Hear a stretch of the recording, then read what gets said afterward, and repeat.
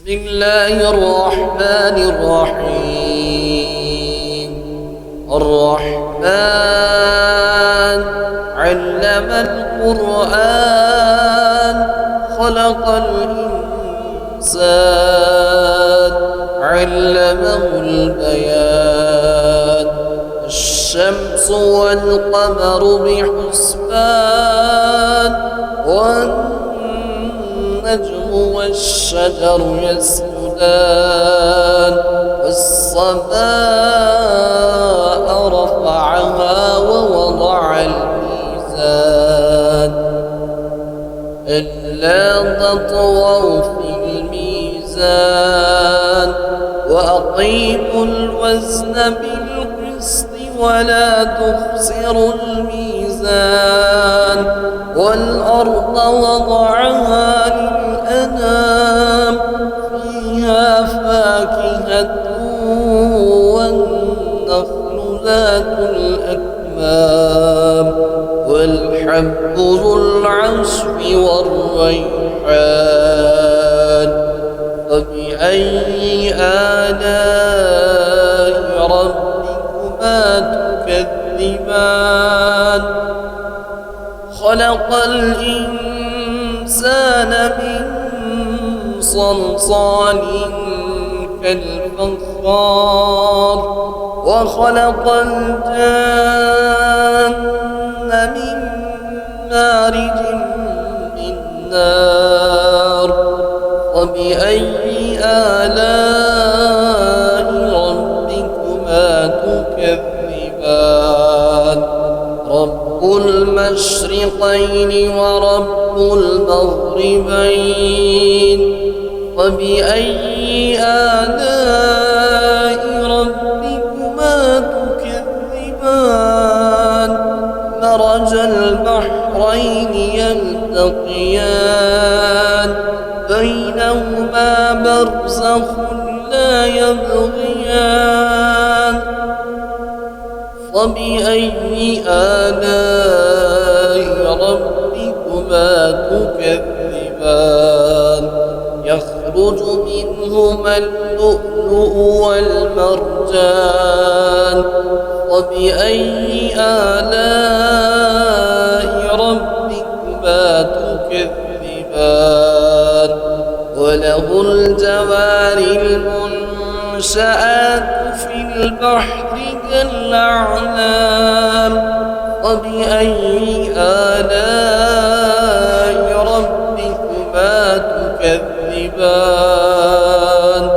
كل من عليها فان ويبقى وجه ربك ذو الجلال والإكرام. فبأي آلاء ربكما تكذبان؟ يسأله من في السماوات والأرض كل يوم هو في شأن. وبأي آلاء ربكما تكذبان؟ سنفرغ لكم أيها الثقلان. وبأي آلاء ربكما تكذبان؟ يا معشر الجن والإنس إن استطعتم أن تنفذوا من أقدار السماوات والأرض فانفذوا لا تنفذون إلا بسلطان. فبأي آلاء ربكما تكذبان؟ يرسل عليكما شواظ من نار ونحاس فلا تنتصران. فبأي آلاء ربكما تكذبان؟ فإذا انشق وانشقت السماء فكانت وردة كالدهان فبأي آلاء ربكما تكذبان فيومئذ لا يسأل عن ذنبه إنس ولا جان فبأي آلاء ربكما تكذبان يعرف المجرمون بسيماهم فيؤخذ بالنواسي والأقدام فبأي آلاء ربكما تكذبان هذه جهنم التي يكذب بها المجرمون يطوفون بينها وبين حميم آن فبأي آلاء ربكما تكذبان ولمن خاف مقام ربه جنتان فبأي آلاء ربكما تكذبان ذواتا أفنان فبأي آلاء ربكما تكذبان فيهما عينان تجريان فبأي آلاء ربكما تكذبان فيهما من كل فاكهة زوجان فبأي آلاء ربكما تكذبان متكئين على فروش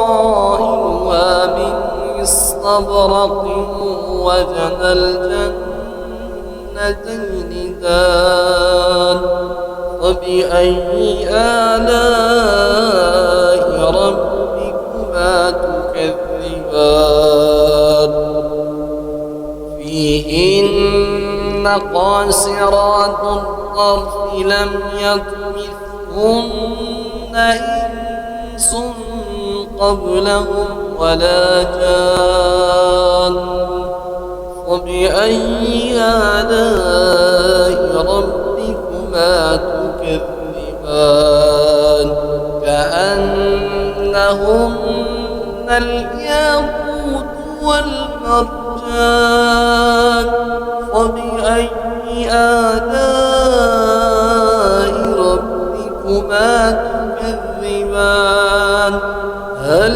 جزاء الإحسان إلا الإحسان فبأي آلاء ربكما تكذبان ومن دونهما جنتان فبأي آلاء ربكما تكذبان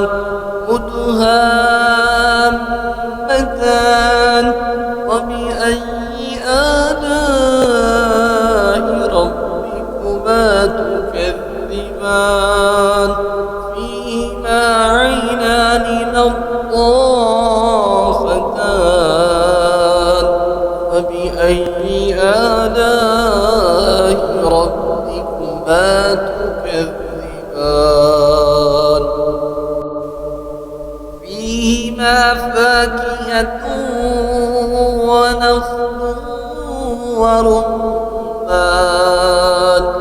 فبأي آلاء ربكما تكذبان فيهن خيرات حسان فبأي آلاء ربكما تكذبان حور مقصورات في الخيام فبأي آلاء ربكما تكذبان لم يطمثهن إنس قبلهم ولا جان فبأي آلاء ربكما تكذبان